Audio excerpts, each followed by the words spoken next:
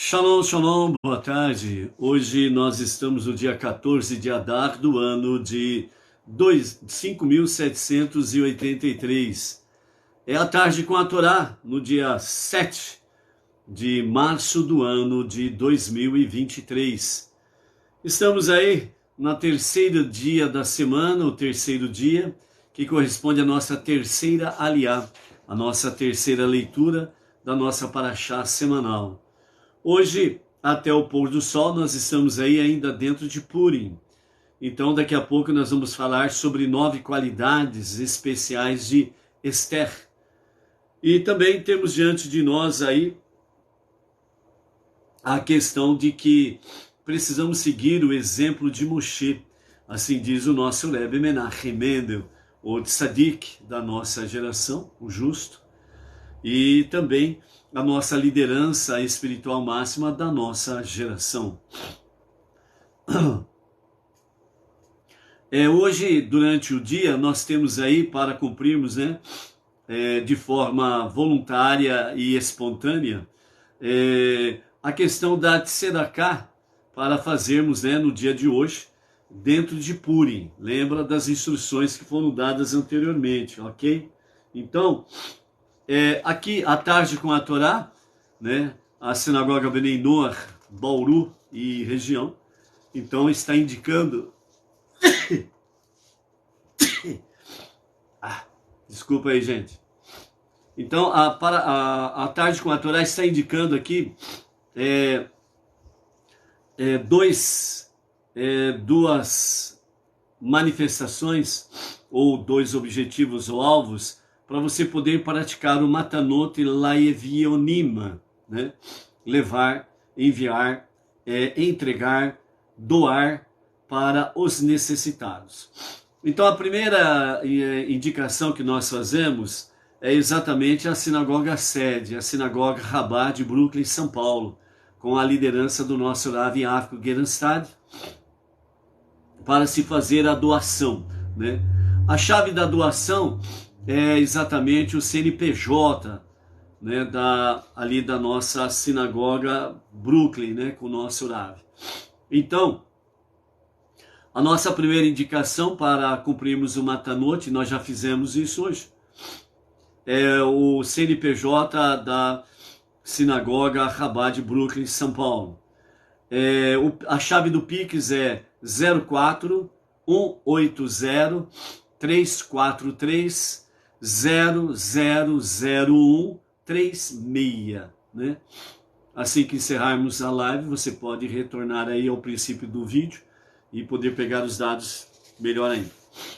E a segunda indicação que nós fazemos é para o nosso Rav Shimon Brand, a chave do Pix do nosso Rav Shimon Brand é 11 9848 74367. Aqui no caso é o número do celular do Rav Shimon Brand. 11 9848 74367. Então aí a sua livre escolha.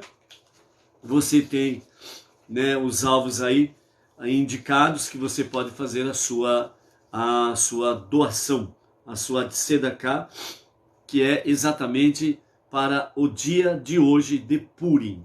Então, durante o Purim é que nós realizamos, de fato, a prática, das doações para pessoas necessitadas, Matanot Laevionim, Então, a nossa sinagoga sede, ali no Brooklyn, com o nosso Rav Yafko Gerenstad, toda a arrecadação ela será destinada para a comunidade Bnei Noach, no Brasil todo, segundo as necessidades apresentadas pelos emissários locais, ok? Em concernente ao Rav Yafko. E o Rav Shimon Brand, ele tem as suas atividades, com a comunidade menos favorecida da sua região, ali na Grande São Paulo, que também trabalha com comunidades nesse sentido. Então estarão sendo destinadas às pessoas menos favorecidas. Por isso, de fato, a questão de Purim, ok? Aí fica a sua livre escolha.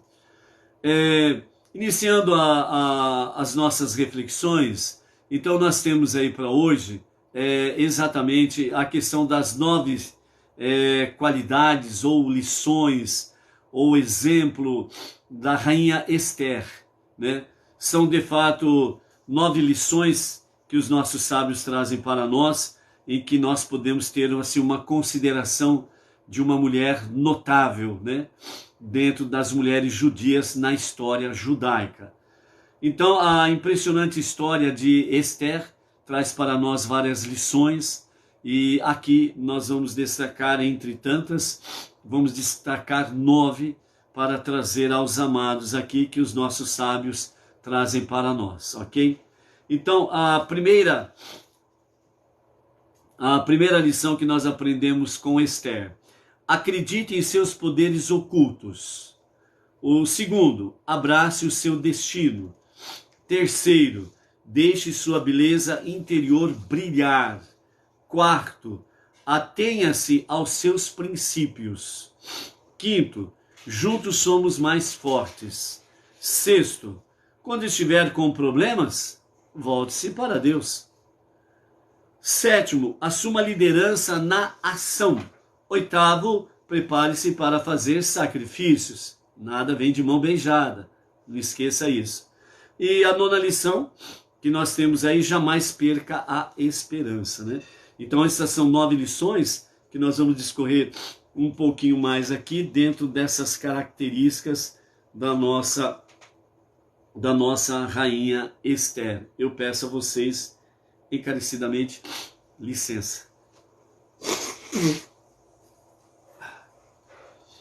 Desculpe aí, amados, mudança de tempo, mais um estresse daqui, outro dali, vem mais uma pimentinha daqui e dali, e vai pegando, né? A rinite, ela não aguenta. Então vamos em frente. Então, nas 9 lições que nós temos aqui para aprender com a rainha Esther, né, em Purim, sendo que ela e o seu primo Mordecai são os grandes 2 heróis do livro de Esther, né? Da Megilat Esther, o pergaminho ou o livro de Esther. Então, primeira questão: acredite em seus poderes ocultos, né? O próprio nome de Esther significa oculto em hebraico. Primeiramente, ela manteve oculta a sua identidade como judia no palácio do rei da Pérsia, né, e da Média Persa, o rei Ahasverosh. Ela também não perdeu a esperança quando parecia que a proteção de Deus ao povo judeu estava oculta. Mesmo quando foi isolada no escuro, clamou por força e coragem para ter um impacto e suas ações, por fim, salvaram o povo judeu. Nós também podemos canalizar nossos poderes ocultos e transformar profundamente os eventos. Então, vamos ver se a gente consegue ser breves, resumidos, né? Então, a questão de Esther em si já diz tudo, oculto, porque o seu nome original é Hadassah, que significa murta, e exatamente dentro desse aspecto, né? É doce e amarga, né? Então, dentro desse aspecto aí, nós temos que Esther, ela foi doce para Mordecai e ela foi amarga para Hamã, né? Que depois acabou sendo aí enforcado na forca que ele preparou para o primo de Esther, Mordecai. Então, ela foi contra a sua vontade nomeada rainha das 127 províncias da Média Pérsia, que hoje nós conhecemos a sua capital como o Irã, né? O arqui-inimigo de Israel. E nesse aspecto aí, a rainha, ela sempre ficava à mercê do rei. Ela não podia ir à presença do rei se não for chamada. E se ela fosse chamada, ela tinha que comparecer. E se ela fosse na presença do rei sem ser chamada, ela estava passiva de morte, né? Então, tudo que envolvia as ações de Esther exigia exatamente essa questão. Ela precisava de poderes. E esses poderes ocultos, como o próprio livro, Deus está oculto, mas ele não está ausente. Essa é a questão. Então isso significa o quê? Que nós temos, de fato, poderes ocultos que nós não imaginamos. Por que você acha que Deus permite tribulações, adversidades, problemas aparecer na tua vida? Muitos por aí acabam acreditando. Ah, deu errado é porque eu estou pagando pecado. Ah, não deu certo isso, não deu certo aquilo. Ah, veio um problema de família, um problema pessoal, profissional, e por aí afora vai. Realmente Deus não está olhando para mim, Deus não cuida de mim, eu sou mesmo um pobre, desgraçado, e por aí afora vai. As lamúrias, os queixumes e companhia limitada. Mas o objetivo de Deus não é esse. O objetivo de Deus é fazer com que você venha descobrir os seus poderes ocultos e você possa enfrentar situações A, B e C com uma força que você nunca imaginou que tinha. Mas ela estava oculta, ela estava escondida. Deus precisou permitir vir certos tipos de adversidades para que você pudesse revelar o que está oculto, poderes que estavam guardados, ok? E aí você adquire mais méritos na presença divina para poder receber mais bênçãos sem sombra de dúvidas, ok? Então, Esther também nos ensina sobre a questão de abrace o seu destino. Deus não jogou você aqui de paraquedas. Você não nasceu assim. Aliás, não existe milagre assim, de nascer. Ah, de repente ficou grávida, de repente nasceu e não ficou, né, em contato com ninguém, né? É uma obra milagrosa. Negativo. Não tem obra milagrosa para nascimento ou para concepção, né? Precisa realmente do homem e da mulher coabitar, e dentro desse aspecto, o homem e a mulher, tendo o seu relacionamento como marido e esposa, vai cumprir a ordem de Deus, né? Multiplicar-os, certo? Então abraça o seu destino. Você não caiu aqui de paraquedas. Ninguém nasceu por acaso. Todos que nascem, Deus tem propósito para cada vida. Você já pensou hoje a população mundial? Ela está próxima dos 8 bilhões de pessoas. E cada uma tem uma característica diferente da outra. Não tem dois iguais. Por isso as impressões digitais são ímpares. Pode haver muita semelhança fisicamente, irmãos gêmeos, né, idênticos que falam, etc. e tal. Mas analisando, sempre vão encontrar uma diferença, mesmo diferença física. E depois tem a questão intelectual, espiritual, aptidões, dons, missão. Então, além de você não ter caído aqui por acaso, então você tem realmente um destino. Deus tem para cada um de nós uma missão. E cada um de nós precisamos estar cumprindo essa missão. Então, a princípio, Esther tentou se esconder dos guardas do rei Ahasverosh para evitar casar-se com ele. Mas, por fim, não pôde evitar o inevitável. Quando foi feita a rainha, Mordecai, o líder dos judeus, na época, defendeu que uma coisa dessas não teria acontecido a uma mulher tão justa, a menos que ela estivesse destinada a resgatar seu povo através deste casamento. Deus nos coloca onde precisamos estar a fim de cumprirmos nossa missão na vida. Então, se você nasceu pobre, rico, branco, preto, cor-de-rosa, amarelo, vermelho, roxo, verde, se você, entre aspas, né, fazendo uma analogia, né, se você nasceu em Marte, em Vênus, em Júpiter e companhia limitada, não tem problema, em qualquer lugar do mundo, o planeta Terra em que você nasceu, Deus tem sim propósito para a tua vida. Ninguém nasceu por acaso. Todos têm propósito, porque para com todos, Deus destinou um destino, uma missão a ser cumprida. E Deus, ele obviamente, ele respeita a livre escolha de cada pessoa, de dizer sim ou não. Porém, Deus sempre vai utilizar o quê? A natureza, meios, situações e por aí afora vai, para mostrar a você que ele não se esqueceu de você, que você é importante na história que ele está escrevendo, e que é importante que você escreva essa história junto com Deus e junto com aqueles que estão realmente abraçando o seu destino. Então você não pode menosprezar esta realidade. Terceira, deixe sua beleza interior brilhar. A beleza externa, ela é de pouca relevância. Quantas pessoas, fisicamente falando, são lindas, belas, maravilhosas, seja ele ou ela, nas suas condições físicas. Mas quando você começa a conversar com aquela pessoa, você não precisa, não abra a boca, para que ninguém descubra. Ai, meu Deus do céu. Voltou o sinal, maravilha. Caiu o sinal, voltou o sinal. A Edna disse que foi o vento. Está ventando forte aqui fora.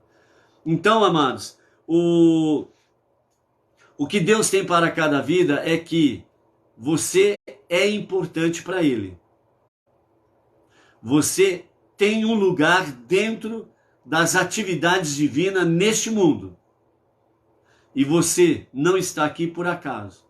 Então Deus, Ele te ama, Ele quer que você o ame de livre e espontânea vontade, não é obrigação amar a Deus, ok? E Ele tem para cada um de nós realmente um destino precioso, maravilhoso, o qual nós precisamos conquistar pelos méritos próprios, não por um milagre. Bum! Eu não fiz nada e ganhei tudo. Não existe isto. Nós precisamos nos esforçarmos. E já já vamos ver aqui uma das características realmente de Esther, sobre a questão, prepare-se para fazer sacrifícios. Nada é de mão beijada. De jeito nenhum. Então não esqueça desse detalhe. E a terceira questão aqui, deixe sua beleza interior brilhar. Quando as candidatas à nova rainha foram levadas ao palácio, receberam um detalhado regime de beleza, envolvendo cuidados físicos e tratamentos cosméticos. Mas Esther recusou todos eles. Em vez disso, foi sua beleza natural que imediatamente chamou a atenção do rei, acima de todas as outras, que foram todas pintadas, retocadas, todas bonequinhas, né? Cheia de cosméticos, né? Coisas de beleza. A preparação para... Esse foi o primeiro, foi a primeira Miss Universo que aconteceu. Foi a primeira vez que aconteceu Miss Universo. Foi nessa época aqui, ó. Ok? Então vejam bem, a Esther, ela recusou todas as engenhocas de tratamento de beleza, né? Não teve botox, não teve lipoaspiração, não teve massagens A, B e C, recusou todos os produtos cosméticos, shampoo, condicionador, tratamento para isso, tratamento para aquilo, né? Recusou todas as artimanhas da pintura. Então, ela simplesmente permaneceu o que ela era. E ela revelou o que era o seu interior, a verdadeira beleza. E foi isso que impressionou o rei. porque a aura de Esther era totalmente diferente de todas as bonequinhas que estavam ali cheio de coisas, entendeu? Então, por isso, a terceira lição que nós aprendemos com a rainha Esther é: deixe a sua beleza interior brilhar. Quantas pessoas que você conhece, fisicamente falando, não são belas pessoas fisicamente falando, mas quando você conversa com elas, quanta beleza sai do interior daquela vida, seja ele ou ela. E como você se sente bem de estar junto daquela pessoa, porque ela é uma pessoa que fala coisas positivas, sempre tem realmente bons argumentos, sabe conversar, discutir assuntos A, B e C, uma pessoa que sempre se mantém equilibrada, é uma pessoa que tem uma beleza interior, que quando isso toca você, você fala como que essa beleza, como que essa pessoa é maravilhosa. É a beleza interior. A quarta lição: atenha-se aos seus princípios. Mesmo no palácio, Esther comia somente alimentos kasher. E quando o rei tentava persuadi-la a revelar sua origem nacional, ele deu uma festa em sua honra, liberou os cidadãos dos pagamentos de impostos e pensou em casar com outra. Ela permaneceu firme, tranquila. Quer casar com outra? Fica à vontade. Deixe que seus princípios guiem você. Então, os princípios são fundamentos para a tua vida. Quais são os seus princípios? Nós podemos citar aqui questão de 3, no sentido de guiar os demais princípios. Ou seja, princípio, consciência de Deus. Princípio, consciência de família. Princípio de liberdade. Para que você tenha uma noção dos demais princípios. Sem esses 3, consciência de Deus, família e liberdade, não te sobra nada. Você vai de acordo com a correnteza, água abaixo, depois vem a cachoeira e aí, plaf, acaba. Por isso, sempre é nos ensinado pelos nossos mestres. Um povo que tem consciência de Deus, família e liberdade, um povo instruído, jamais será escravo de quem quer que seja. Ele é livre e sempre será livre. Por isso o povo judeu, mesmo com seus exílios, sempre foi um povo livre. Por quê? Porque manteve todos os seus princípios. É o único povo que manteve e preservou 100% dos seus princípios. Por isso que nunca conseguiram dominar o povo judeu. Houve os exílios no sentido de fisicamente falando, mas jamais conseguiram escravizá-los no seu intelecto, na sua mente, na sua concepção, no seu coração, nas suas emoções. Há vários relatos aí de campos de concentração, como que o povo judeu manteve os seus princípios. Entre eles, por exemplo, o Shabá, o guardar o Shabá. Acendendo a menorá, o candelabro das 2 luzes especiais de Shabat, mantendo ali, nem que fosse um único pedacinho de pão, para poder fazer o Kiddush. Os inimigos do povo tentaram, os nazistas tentaram persuadi-los a não fazer isto. Mataram alguns, mas eles simplesmente se disseram: é Shabat, não vamos trabalhar. Nós vamos fazer o nosso Kiddush. E assim foi. E os alemães daquela época foram vencidos pelos princípios em que eles não abriram a mão. E outros detalhes mais por aí afora vai. Ou seja, você, quando tem bons princípios, você jamais pode abrir mão dele ou deles. Porque quando você abre mão dos princípios, você deixa de ser uma pessoa de confiança. E o que as pessoas não gostam é de uma pessoa que seja dessa forma. Hoje é assim, amanhã é assado. Depois de amanhã é torrado. Depois de amanhã, da manhã, virou cinza. Princípios não se queimam, não viram cinzas. Permanece por toda a existência e por toda a lembrança e por toda a história. Por isso falamos de Esther e Mordecai até os dias de hoje, ok? A quinta lição que nós aprendemos é: juntos somos mais fortes. Uma das reclamações de Ramã contra os judeus era que eles eram um povo disperso e desunido. Em resposta, Esther disse a Mordecai: para reunir todos os judeus, a melhor resposta ao ódio é a união.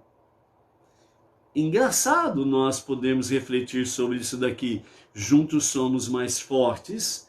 E a Ramã, quando ele fala para o rei Assuero, Hashverosh, ele fala que é um povo disperso entre as 127 províncias. Tem características individuais, etc. e tal. A Esther vem e diz a Mordecai, seu primo: reúna o povo, e durante 3 dias e 3 noites farão jejum, farão preces por mim, porque me apresentarei diante do rei sem ser chamada. Quer eu morra ou não, assim eu farei. Ou seja, juntos somos mais fortes. Eram 127 províncias.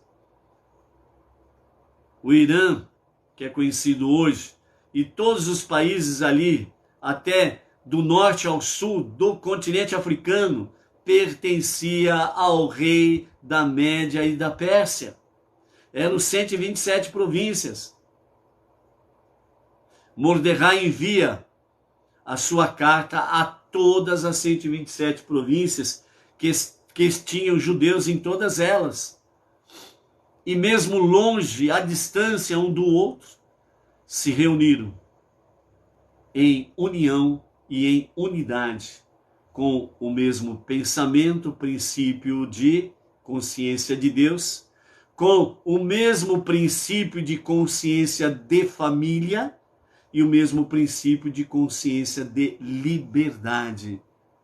Porque eram as 3 coisas que estavam sendo ameaçadas para o povo: a consciência de Deus, família e liberdade. Então, eles receberam as cartas de Mordecai e o povo se uniu nas 127 províncias. Tornaram-se fortes e imbatíveis. É isto que nós precisamos fazer como Benei Noach. Nos reunirmos em união e unidade para sermos fortes cada vez mais. Para podermos divulgar a unicidade de Hashem, a sua unidade, um e único, a sua unicidade, um único Deus, e levarmos cada vez mais avante realmente a tarefa suprema de transformar esse mundo para ser a moradia de Deus. Amém e amém. 6ª lição: quando estiver com problemas, volte-se para Deus, né? Então é importante sabermos que, só fazendo um retrospecto aqui, a 5ª lição, juntos somos mais fortes, Esther ensinou uma lição para Ramã. A melhor resposta ao ódio não é o amor, é a união. Porque a união fortalece os que estão na mesma unidade, no amor um para com o outro. Então, o amor e a união do povo judeu foi o elemento surpresa para Ramã ser derrotado. E o que aconteceu na conclusão da história de Esther e Mordecai. Então, amor e união. É o povo se unindo e se amando como um só. E esta é a resposta para o ódio gratuito. É o povo se unindo em amor, em unidade. Entendeu? É nesse sentido aí. E a sexta lição, né? Quando estiver com problemas, volte-se para Deus. Esther entendeu que a salvação de seu povo dependia de seu relacionamento especial com Deus. O seu relacionamento especial com Deus. Implorar aos pés de um rei mortal era apenas uma fachada por trás da qual disfarçava o milagre divino. O verdadeiro veículo de sua salvação seriam o arrependimento e a prece, a techuvá e tefilá. Primeiro entre em contato com o Criador, depois com as suas criações. Então a chave, nesse caso aqui, para a solução do problema, não era exatamente ela comparecer diante do rei Assuero, mas a chave do sucesso era realmente o povo estar unido e em amor. Juntos, mesmo distante nas 127 províncias, mas todos eles estavam com o mesmo pensamento, com a mesma mentalidade de buscar a Deus, o Rei dos Reis, para a solução do problema. Quem salvou Esther para não ser morta quando se apresentou diante do rei humano que não tinha autorização? A guarda pretoriana, por assim dizer, semelhante à romana, né? Ela estava ali para simplesmente, sem importar quem fosse, que entrasse na câmara externa do rei, sem autorização. Era para matar imediatamente. Não precisava esperar ordem de ninguém. Então, quando você está com problemas, busque a Deus primeiro. Não aquela pessoa que tem um poder social, financeiro, de influências A, B ou C. Busque a Deus primeiro. Ele vai te mostrar o caminho e os instrumentos em si que serão usados para que você possa alcançar, sem sombra de dúvidas, o quê? Para alcançar o objetivo na qual você está proposto. Tá bom? Sétima lição. Assuma a liderança na ação. Esther lançou um plano de ação e Mordecai obedeceu. O ato é o principal, diz o Talmud. Os sábios falam através do Talmud. O ato é o principal. Por causa da sua liderança, Esther salvou seu povo e a Megilá recebeu o seu nome. E o livro recebeu o seu nome, né? Ou seja, Megilat Esther, o livro de Esther, ou o pergaminho de Esther, certo? Então, assuma a liderança da sua ação. Não são os outros que vão determinar o seu modo de agir. Não são outros que determinarão se você vai para cima ou para baixo, para a direita ou para a esquerda, né? Se você vai deitar ou levantar, se você vai dormir ou ficar acordado, etc, etc e etc. Você precisa assumir a liderança da sua ação ou das suas ações. E quando você assume, então, realmente a liderança das suas ações, pronto. Deus está no comando, mesmo você não percebendo, mas Ele está no comando, como foi nos dias de Esther e Mordecai. A oitava lição, prepare-se para fazer sacrifícios. É disto que uma boa parte não gosta. Como rainha, Esther pessoalmente teria sido poupada do decreto da aniquilação. Isso é claro. O rei, ele simplesmente, a hora que chegasse nela, ele falava, não, aqui não. A Esther, por ordem minha, por decreto meu real, Esther é intocável. Pronto. Ramã e os seus asseclas não teriam como atingi-la, entendeu? Mas ela ficou com o seu povo. Para se defender, precisava abordar o rei sem ser convocada. Uma ofensa que era, naqueles dias, uma ofensa capital. Ou seja, a pena era a pena de morte, sem direito a recorrer. Ela era aplicada imediatamente. E assim ela fez, dizendo: se eu perecer, perecerei. Então, prepare-se para fazer sacrifícios. E essa é a parte pior, que uma boa parte não quer fazer. Quer as coisas de mão beijada, quer o prato pronto. Não quer gastar, entre aspas, tempo para fazer preces diárias, para estudar, para pesquisar, que é tudo pronto. Nós estamos vivendo uma era em que a tecnologia ela é algo extraordinário. Você clica lá no Google, lá, judaísmo, vai aparecer centenas e milhares de páginas sobre o judaísmo. Só que a pessoa quer o quê? Ela fala, deixa eu ver aqui qual que está mais acessível e está pronto. Então ela clica lá naquele site, né? Aí aparece lá o encarte, né? O que é o judaísmo. Então ela simplesmente baixa, imprime e pronto. Tudo pronto. Tudo de mão beijada. Ou seja, nós precisamos trabalhar, labutar. Nós precisamos fazer sacrifícios. Então, se você, por exemplo, vai passear, então você fala assim, bom, eu preciso estudar. Então, se o meu passeio sempre foi de, por exemplo, né, um exemplo, eu saio para passear e fico 6 horas passeando para lá e para cá e acolá. Então não, a partir de hoje eu vou fazer diferente. Eu vou dar minha volta, o meu passeiozinho de 3 horas e vou voltar e vou me dedicar 3 horas no estudo, na pesquisa, na reflexão. É sacrifício. Ah, as minhas férias chegou, como eu faço todas as minhas férias, né? Eu passo minhas férias viajando, praia, casa de parente, pra cá, pra lá e acolá e companhia limitada, gasto os 30 dias, que é o meu direito de férias.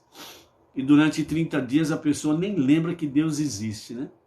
Esquece, tô de férias, né? Tô de férias, tô numa boa, tô numa legal. E assim vai, entendeu? Então, sacrifício. Epa, 30 dias de férias? Não, eu não posso perder o meu tempo, eu preciso ganhar o meu tempo. E uma das coisas que eu posso ganhar o meu tempo é estar me aplicando cada vez mais na Techuvá, na Tefilá, no estudo da Torá, das 7 leis e as suas ramificações, na Tzedaká. Pô, veio um dinheirinho a mais para minhas férias. Então, peraí, eu vou fazer minha Tzedaká. Então, hoje, nós sabemos que essa Tzedaká, né, ela gira em torno de o quê? 10%. Então, ó, vem um dinheirinho a mais aqui, ó, das minhas férias. Eu não vou dar 10% não, eu vou dar 15%. Entendeu? É sacrifício. Sem sacrifício, você não obtém nada. Muito pelo contrário. Você se torna um saco vazio, um saco furado. E ele vai ser sempre vazio. Você nunca vai ter alegria. Nunca vai ter a verdadeira felicidade. Porque você só está olhando para o seu umbigo. Então prepare-se para fazer sacrifícios, para obter grandes vitórias e grandes recompensas. E a 9ª lição que fica é: jamais perca a esperança. Depois que a provação terminou, Esther pediu que sua história fosse documentada. O que Esther estava tentando conseguir ao contar a história de Purim? E qual é a sua mensagem para nós? Uma das mensagens é: não importa o quanto sua situação possa parecer desesperadora, jamais perca a esperança. Por mais desesperadora que seja a tua situação, não perca a esperança. É fundamental isso. Por isso que é importante, enquanto as coisas estão ou mais ou menos ou numa boa, antes que fique pior, alimente-se, fortalece a consciência de Deus, família e liberdade. Alimente-se, fortaleça cada vez mais a sua comunhão com Deus, o seu contato, sua conexão com Deus, através da Techuvá, né? Através da Techuvá, que é o retorno a Deus para um verdadeiro e genuíno arrependimento, é a Tefilá, as preces diárias, é também o estudo da Torá, o estudo das sete leis universais, as 7 leis de Noé, suas ramificações, e a de Sedaká. Fortaleça estas coisas em você, para que você seja forte quando a adversidade chegar. Entendeu? Ah, mas então significa que eu vou ter que passar por provas, né? Alguém te garantiu que você vai passar por essa vida sem nenhuma cicatriz? Alguém te garantiu que é verdadeiro que aquele que foi levantado no madeiro levou sobre si todas as tuas enfermidades? E por que você fica enfermo?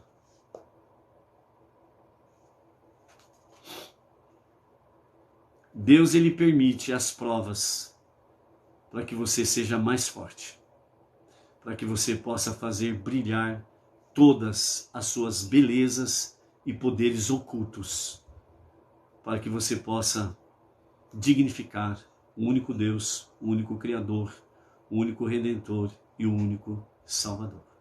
Ok? Baruch Hashem. Hoje nós estamos na nossa terceira aliá. Nós estamos no capítulo 33 de Êxodo, Shemot, versos 12 até o verso 16, onde nós começamos aqui a ver e observar, onde Moshe, ele começa um diálogo com Deus e ele quer conhecer realmente os caminhos de Deus, né? Então vamos ver aqui o que esses versículos trazem para nós aqui, né? Esses 5 versículos, do versículo 12 até o versículo 16. Moshe pede para conhecer os caminhos de Deus. Moshe disse a Deus: veja, o Senhor me disse, traga este povo, mas você não me disse quem você mandaria comigo. Você também me disse, eu o distingui de todos os outros por um nome especial, e que você também achou graça em meus olhos. Assim o Senhor me disse. Agora, se eu realmente achei graça aos seus olhos, permita-me conhecer seus caminhos, de modo que eu saberei que eu achei graça aos vossos olhos, aos seus olhos. Veja que esta nação ser o seu povo, e não de uma nova nação, mas este é o seu povo e não uma nova nação. E Deus disse: em vez de um anjo, minha presença irá consigo. Eu lhe darei descanso dos seus inimigos. E Moshe disse para Deus: se sua presença não nos acompanhar, não nos tire daqui. Pois como mais se pode saber que eu e seu povo encontramos graças aos seus olhos? Não é através de você nos acompanhar? Então eu e seu povo seremos distinguidos de todas as nações na face da terra. Amanhã vamos continuar aqui esse diálogo entre Moshe e o Eterno, ok? O nosso Rebbe Menahem Mendel, de abençoada memória e líder máximo espiritual da nossa geração, ele nos relata esses fatos aqui, nesse princípio. O Moshe estava no Monte Sinai quando Deus lhe contou que uma parte do povo estava adorando o bezerro de ouro. Nós vimos aí anteriormente. E que ele planejava responsabilizar toda a comunidade por não censurar. Qual foi o pecado da comunidade em si? Foi que não censurou a prática do bezerro de ouro. Não se contaminaram em adorar o bezerro de ouro, mas também não protestaram. Vejam bem que nós vimos na aliá anterior, né, que em torno de 3 a 6 mil judeus que se renderam à adoração ao bezerro de ouro. Mas saíram 600 mil homens de 20 anos para cima que foram contados. Mas além desses 600 mil homens, tinha o quê? Tinha homens com a idade inferior a 20 anos. E também tinham os anciãos com idade superior a 60 anos. E além disso havia o quê? Crianças, bebês, as mulheres. Então, na prática, como diz os nossos sábios, saiu do Egito em torno de 3 a 5 milhões de judeus. Certo? Então, quem que era a maioria? O de 3 a 6 mil que adoraram o bezerro de ouro? Não. E por que a maioria se calou? Foram omissos, ficaram em cima do muro, ficaram indiferentes, não é comigo. Entendeu? Então Deus, ele acabou culpando toda a comunidade pela sua omissão. Então é aquela mesma questão. Vejam bem que, mesmo no meio Benei Noah, né, quando se trata de questões de política, as pessoas falam, não é o meu ramo. Não quero saber. Mas a política, ela envolve tudo e todos. Você precisa estar a par do que acontece no mundo da política, para que você não seja pego de surpresa. Entendeu? Você vê o que está acontecendo aí dentro desse mundo político, e se você não sabe de nada, o que acontece? O sistema, seja ele o nome que for dado, globalista, socialista, comunista, ditador daqui, ditador dali, né, progressista, companhia limitada, bicicletista para tudo quanto é lado e companhia limitada. Você não fica a par? E então eles, politicamente, falam, por exemplo, você é obrigado a ingerir um grama ou 1 milímetro de grama, por assim dizer, não sei se essa medida está correta, mas um exemplo, né? Você vai ter que ingerir de veneno por dia. Mas você não está nem aí, não é verdade? Não, eu não quero saber disso, eu não vou me enfiar nesse negócio, não. Deixa eu lá. O que eles estão dizendo? Para você tomar esse remedinho aqui, ó, uma vez por mês. Ah, é? Então daí, eu vou tomar. Esse remedinho é para quê? Ah, não sei, eles falaram, o sistema falou que é para tomar, eu vou tomar. E vai tomar quantos desses? Ah, é 1 por semana. 4 por mês. Que interessante, né? E você não sabe para que é. Não, eu não. Eles estão mandando tomar. Eles falam que é bom para isso, para aquilo, mas não sei o que lá. Então estou tomando. Mas você pesquisou sobre isso? Não, não. Eles estão dizendo que é para fazer, eu vou fazer. Aí depois de algum tempo, agora não é mais 1 por semana, agora é 1 todo dia. Você é inteligente, sabe o que eu estou falando. Aí então, alguns que sabem questionar, alguns que gostam de questionar. Uma das características do judaísmo é o questionamento. Mas tem muitos Benei Noah que ainda não aprendeu essa questão com o judaísmo, questionar. Continuam acomodados. O sistema diz que é para plantar bananeira. Eu planto bananeira.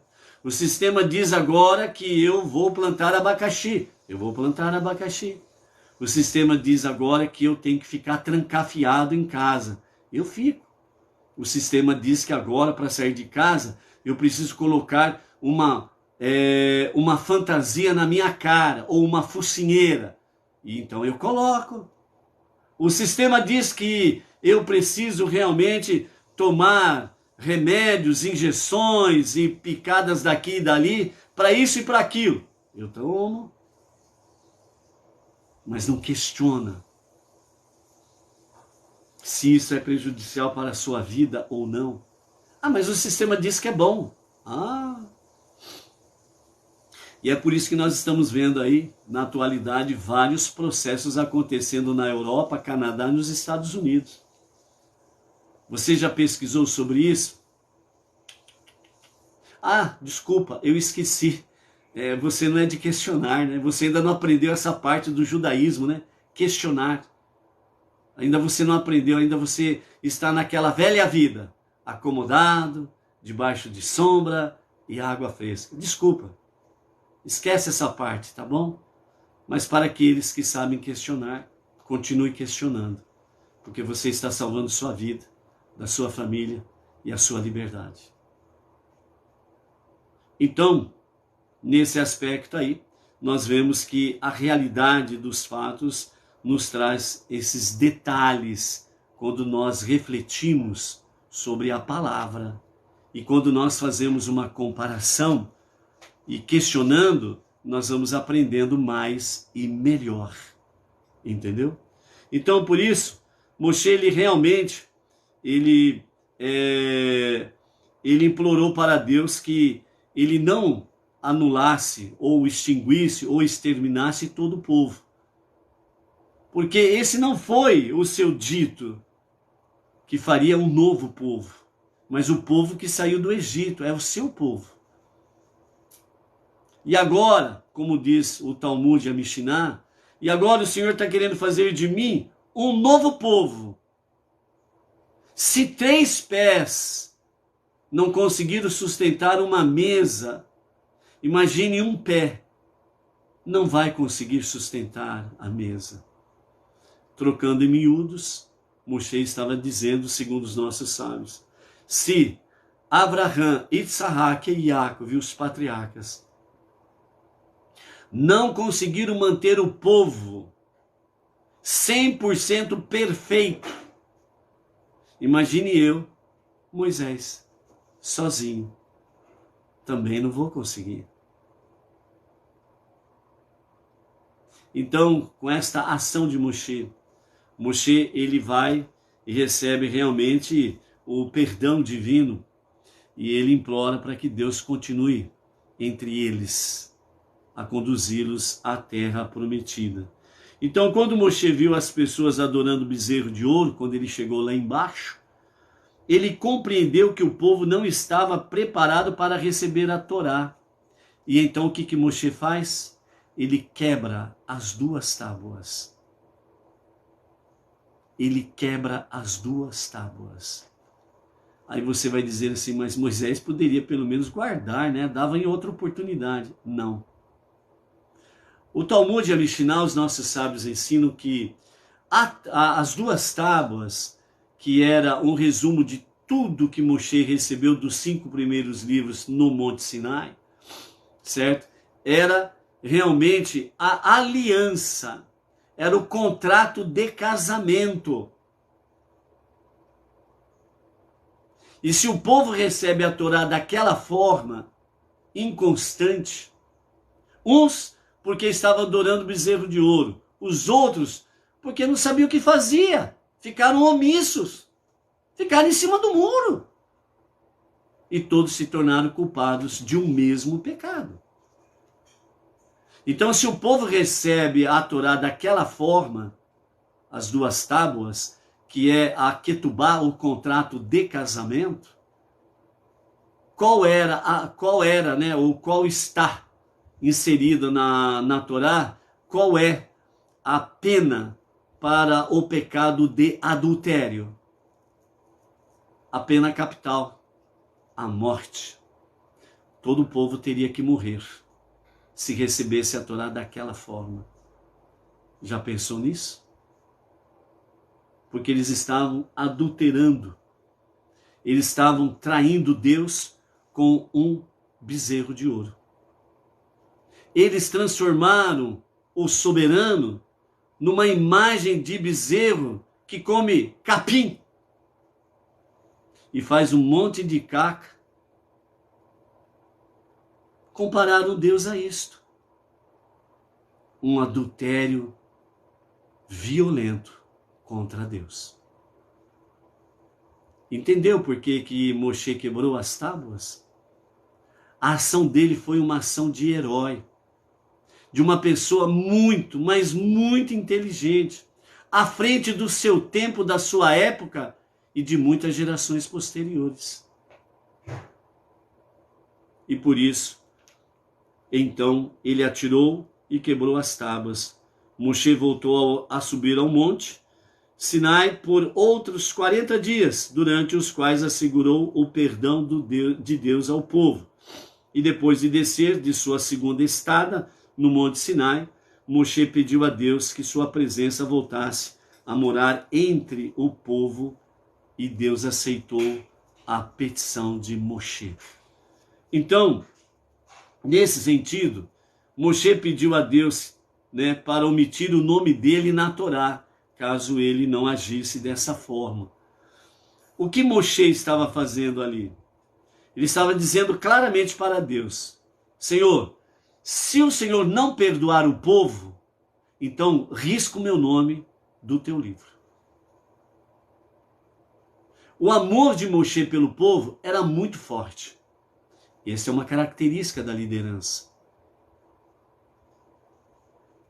Moshe, se fosse, por exemplo, algum emissário dos dias de hoje no meio Benei Noah, ou se fosse um dos emissários dos dias atuais aí, por exemplo, Senhor, pode mandar pro buraco esse povo aí, não quero saber dele não.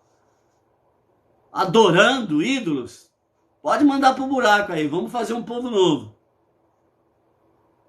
Seria esses líderes, que não estão nem aí com o povo. Então, por isso, o nosso Rebbe Menachem Mendel, ele fala que todo ser humano precisa do nosso amor, precisa da nossa misericórdia, para que eles possam trilhar o caminho da justiça, da vida com Deus. Se Deus permitiu você chegar onde você está, no monoteísmo com fundamento judaico e orientação rabínica, sendo que anteriormente você era um adorador de bezerro de ouro, por que hoje você vai ficar tacando pau, estraçalhando, envergonhando, humilhando quem ainda está lá atrás, onde você e eu estávamos? Qual é a vantagem nisto? O que você aprende com isto? Com Moshe você não aprendeu nada. Mas Datã e Avirã pode ser que tenha aprendido alguma coisa, porque afinal de contas eles foram o dedo duro contra Moshe, não foi? Então amar o próximo como a si mesmo é algo espetacular que o nosso Rebbe Menachem Mendel fala que não é suficiente apenas, olha o que o Rebbe está dizendo, não é suficiente apenas cumprir o mandamento de amar o teu próximo como a ti mesmo. Não é suficiente isso. Ou seja, devemos estar preparados para sacrificar até mesmo o que nos é mais querido para o benefício do próximo. Seja ele judeu para judeu ou Benei Noah para Benei Noah. Você precisa ir além do mandamento: amarás o teu próximo como a ti mesmo. Então, amados, criticar e jogar pedras naqueles que estão ainda aonde nós estávamos não vai fazer proveito nenhum. E aí fica a pergunta: como que está o seu amor para amar o próximo como a ti mesmo? Alguém amou você quando você estava adorando o bezerro de ouro. E você chegou aqui. Hoje você precisa retribuir para resgatar tantos outros quanto possível, para vir para o mesmo patamar que você está. E não é jogando pedra, não é batendo com taco de beisebol contra os tais. Porque um dia você esteve lá. Entendeu?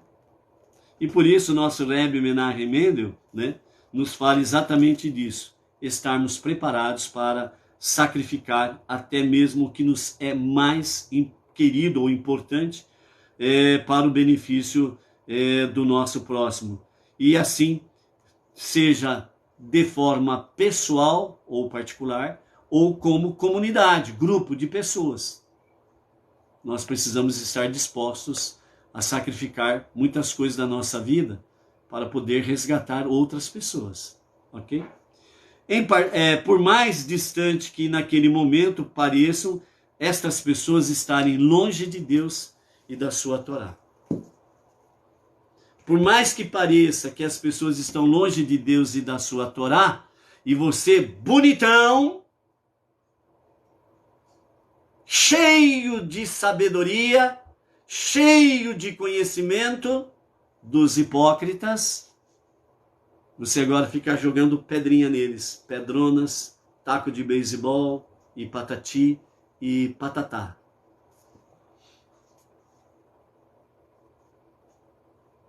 Mas o grande palhaço nessa história é quem faz assim. Por quê? Porque está fazendo exatamente o trabalho de quem? Do anjo do mal, do anjo chamado Satã, o adversário do ser humano. Porque você está afugentando as pessoas e não está trazendo as pessoas. Saber ouvir para saber falar. Porque quando você ouve, na hora que você fala, quem falou antes vai ouvir o que você tem para dizer. Porque você foi amoroso, educado, culto, para saber ouvir, para saber falar. Então, aqui o nosso Rebbe Menachem Mendel diz que nós possamos aprender com o exemplo de Moshe, para que nós possamos sermos líderes verdadeiros, porque na realidade, como diz o nosso Rebbe Menachem Mendel, todos nós somos emissários para levar as boas novas, como diz o profeta Ishayahu. Bem-aventurados são aqueles que anunciam a paz. Bem-aventurados são os pés daqueles que levam o shalom de Deus às pessoas. Amanhã teremos mais pela frente. Shalom, shalom. Até lá.